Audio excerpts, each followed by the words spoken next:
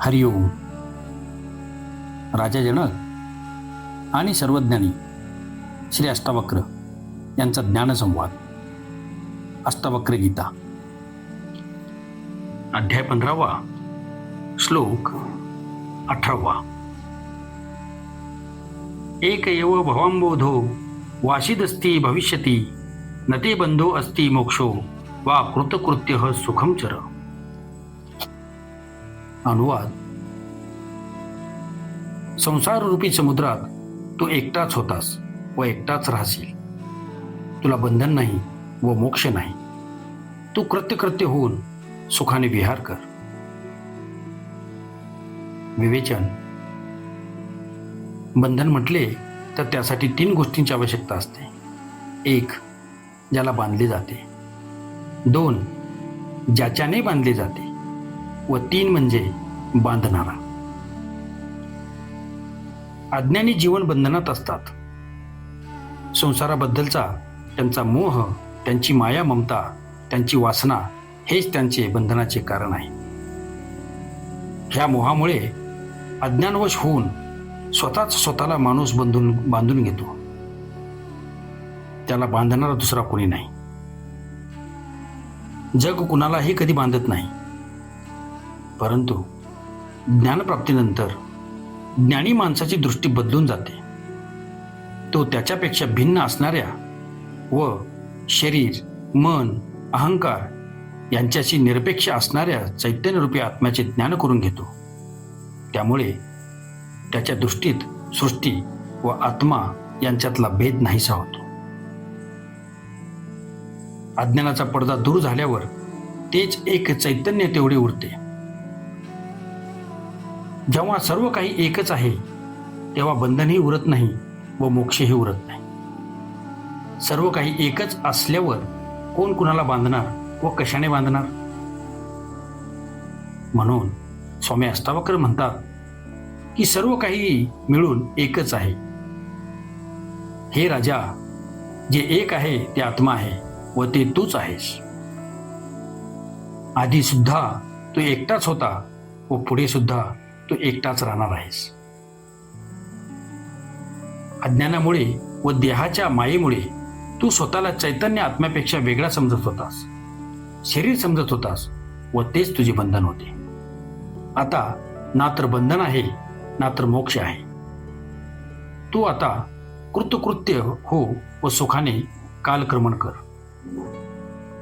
आत्मा स्वभावानेच मुक्त आहे. त्याचे कोणतेही बंधन नाही. जो भ्रम होता तो द्वैताचा भ्रम नाहीसा झाला आहे. अध्याय 15, श्लोक 19. मा संकल्प विकल्पाभ्याम चित्तम क्षोभय चिन्मय उपशाम्य सुखम तिष्ठ स्वात्मन्य आनंद विग्रहे.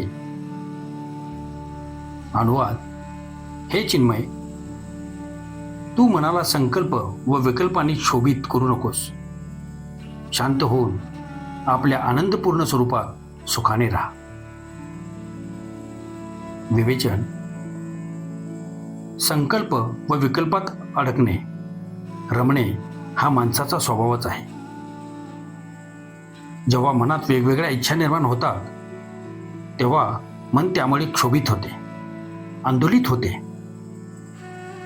ह्या क्षोभांचे नाव, ह्या तरंगाचे नाव मन आहे. संकल्प व विकल्पामुळे विचार निर्माण होतात व त्याच्या परिपूर्तीसाठी शरीर व इंद्रिये सक्रिय होतात व त्यामुळे कर्म घडून येते. अहंकारामुळे मनुष्य कर्तेपण स्वीकारतो व त्यामुळे तो स्वतःच कर्मबंधनात अडकतो. कर्मामुळे नवे संस्कार जन्माला येतात. याप्रमाणे कर्माचे व कर्मबंधनाचे जाळेच तयार होते. हे कर्माचे जाळे म्हणजेच संसार आहे व तेच बंधन आहे. म्हणून अष्टावक्र स्वामी म्हणतात की तू चैतन्यरूपी आत्मा आहेस. तुझे कोणतेच बंधन नाही व कोणताच मोक्ष नाही. तू एक आहेस व शांत आहेस. म्हणून आता तू पुन्हा नव्याने कोणत्याही संकल्प विकल्पांनी मन क्षुब्ध करू नकोस, अन्यथा पुन्हा कर्मबंधनात अडकशील. हा आत्मा हेच तुझे सत्य स्वरूप आहे व ते तुला प्राप्त झाले आहे. आता त्याचंच विलीन होऊन सुखाने कालक्रमण कर. अध्याय 15 श्लोक 20. त्यजैव ध्यानं सर्वत्र मा किंचित धृती धारय आत्मा त्वमुक्त येवासी किम विमृश्य करिष्यसी. अनुवाद: ध्यानधारणा या सर्वांचा त्याग करून आता हृदयात कशालाही जागा देऊ नकोस. तू आत्मा असल्याने मुक्त आहेस. तू आता विचार करून काय मिळवणार. विवेचन. अष्टावक्र स्वामी पुढे सांगतात की ध्यान, धारणा, समाधी हे सर्व अज्ञानी माणसाकरीत असतात. ती सर्व ज्ञानप्राप्तीची साधने आहेत. तुला तर सर्वश्रेष्ठ व अंतिम ज्ञानाची प्राप्ती झाली आहे. म्हणून ह्या ध्यान व धारणादी पद्धतींचा तू त्याग कर. साध्य वस्तू प्राप्त होईस्तवर साधनांचा उपयोग असतो. त्यानंतर त्याचे ओझे वाटणे व्यर्थ आहे. नावेमधून नदी पार केल्यावर नावेचा काहीच उपयोग नसतो. तिला किनाऱ्यावर सोडून द्यावी लागते. त्याच प्रकारे आत्मज्ञान प्राप्तीसाठी जी साधने व पद्धती आहेत त्या सर्व उपलब्धी नंतर सोडून दिल्या पाहिजेत. अन्यथा ही साधनेच बंधन होऊन बसतील.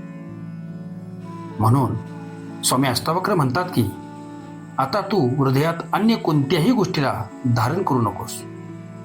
तू आता आत्मस्वरूप झाला आहेस व म्हणून सदैव मुक्त आहेस. आता तू विचार करून काय मिळविणार. जेव्हा लक्ष दुसरीकडेच जातच नाही, चित्तशून्य अवस्था येते, तेव्हा तीच निर्विकल्प समाधी आहे.